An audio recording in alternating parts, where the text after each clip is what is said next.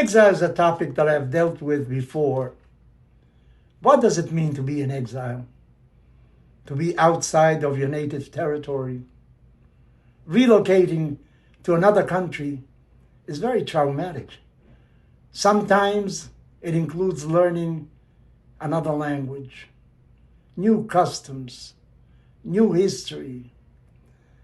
There are people who emigrate to other countries in search of improvements in their daily life, in the field of health, education, opportunities in the labor workplace. And they demonstrate a decisiveness and courage. These people generally become a positive contribution, a positive element to their host country, because they come with the purpose of improving their personal situation, which at the same time will have a positive effect on their destination. Other people migrate for negative reasons, namely persecution or discrimination, where they find themselves now. And they generally, when they come to a new environment, also contribute positively to their new destination. They appreciate the safety they receive. There are people who emigrate because they see opportunities to commit crimes in the new environment, because there's great prosperity there, or because they want to take advantage of the social benefits, social assistance that the country offers without having to work too much. These immigrants do not contribute really to the prosperity of their new location. The United States received a large group of Jews at the beginning of the 20th century.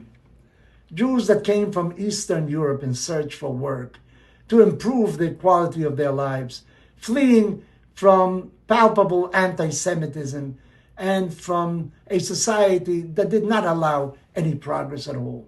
Many began as laborers, others in business, in office employees, but they progressed, especially by making sure that they educate their children, who later managed to insert themselves into American culture and business, making many contributions in the sciences, in culture, in commerce, in Hollywood, in the musicals of the American theater.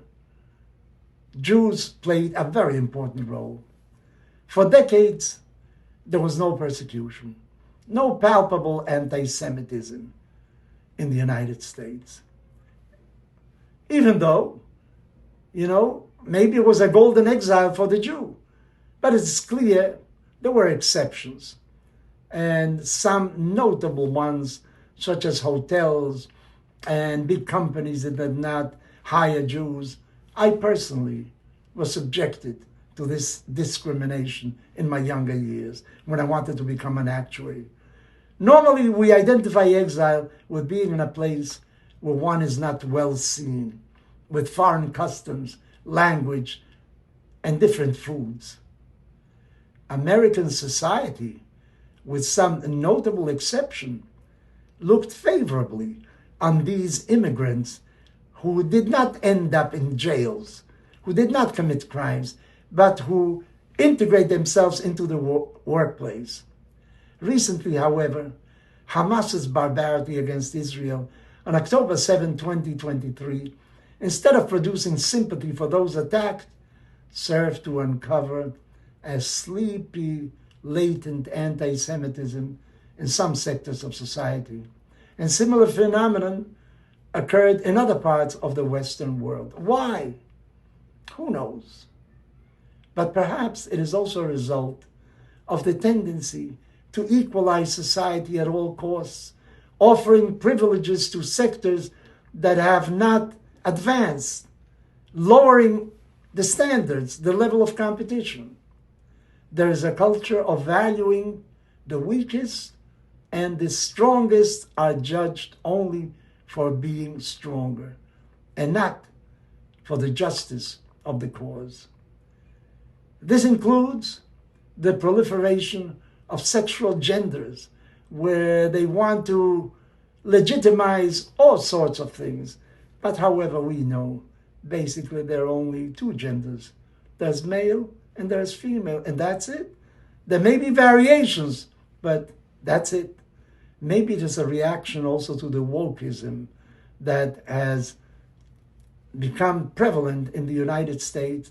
And let us hope that these last times are going to bring about changes that will once again reinsert us into the basic American values.